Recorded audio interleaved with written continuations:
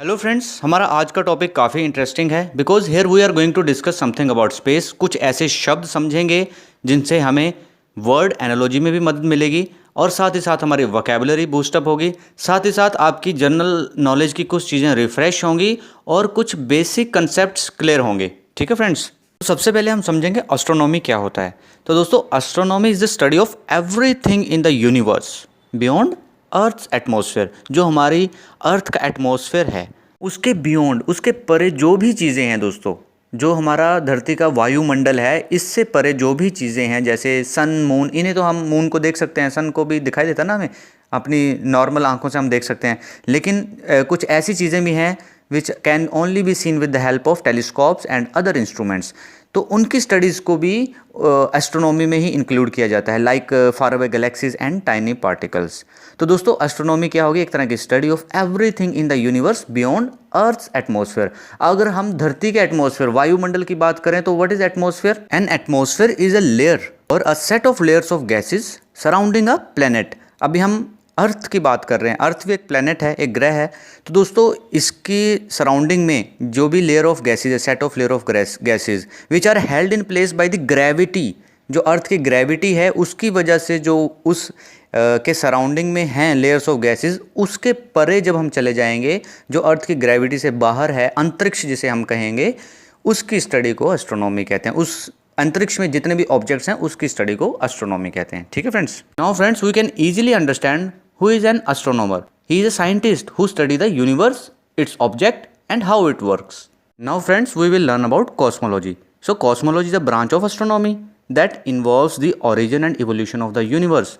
जो हमारा यूनिवर्स है, ब्रह्मांड है, इसका ओरिजिन कैसे हुआ, इवोल्यूशन कैसे हुआ, डेवलपमेंट कैसे हुई, उन्नति कैसे हुई, प्रगति कैसे हुई, है ना, इस तरह की चीज़ों की स्टडी को हम कहेंगे कॉस्मोलॉजी, और ये क्या है? Branch of astronomy. तो फ्रेंड्स, अगर वर्ड एनालॉजी में चला जाएं तो हमें एस्ट्रोनॉमी से एस्ट्रोनॉमर समझ में आ गया, कॉस्मोलॉजी से क्या आएगा?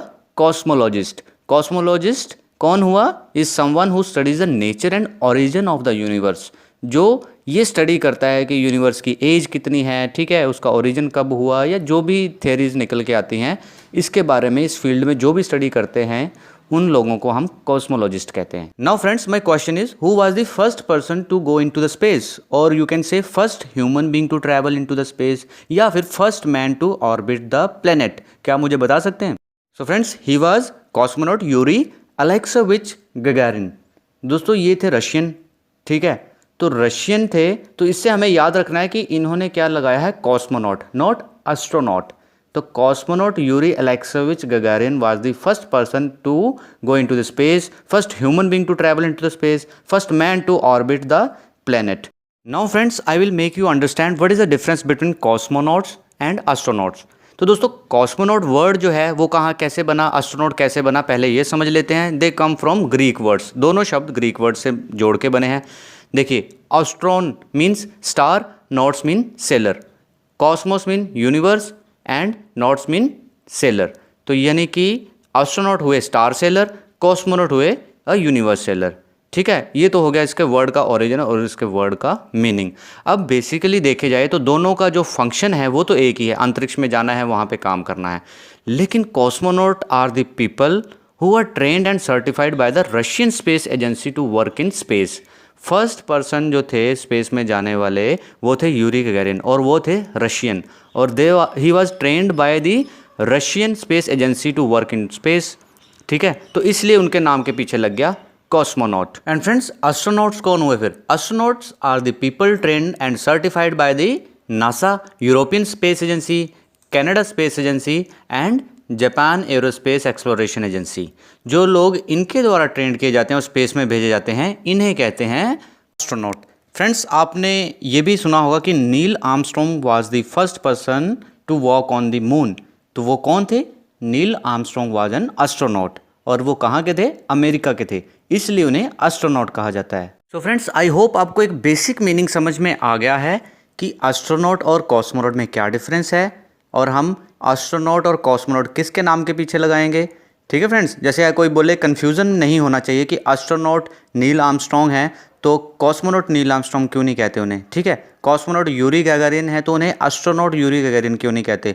बेसिकली फंक्शनली देखा जाए तो दोनों का काम एक है, लेकिन याद यहाँ रखना है कि cosmonaut are those who are trained by the Russian Space Agency, और बाकी जो यूएस, कनाडा, जापान द्वारा ट्रेंड किए जाते हैं इनके नाम के पीछे लगा जाता है एस्ट्रोनॉट। ठीक है फ्रेंड्स इसके साथ साथ कुछ जनरल नॉलेज भी बढ़ा लेते हैं। Like Russian have a long history of human space flight, first human into space, first man into space, first woman into space, है ना। और कह लीजिए कि longest time in space for an individual as well as record for a person with the most number of space walks. तो ये सारे के सारे रिकॉर्ड इनके नाम हैं। हाँ फ्रेंड्स, स्पेस वॉक्स क्या होता है? स्पेस वॉक्स होता है जब कोई एस्ट्रोनॉट या कॉस्मोनॉट अपने अंतरिक्ष यान से बाहर आता है कुछ काम करने के लिए while floating in a space, उसे हम कहेंगे स्पेस वॉक। इसको ईवीए भी कहते हैं। ईवीए बोले तो एक्स्ट्रा वेहिकुलर एक्टिविटी। ठीक है फ्रेंड्स हमने फर्स्ट मैन की बात कर ली, फर्स्ट वुमेन की बात कर ली, ह्यूमन बीइंग की बात कर ली।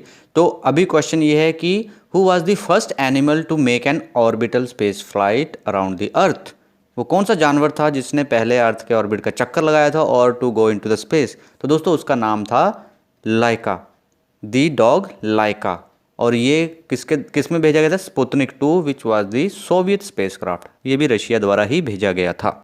आज के लिए फ्रेंड्स इतना ही। आई होप आपको ये सेशन अच्छा लगा होगा। अच्छा लगा है तो please like, share and subscribe. Thank you very much.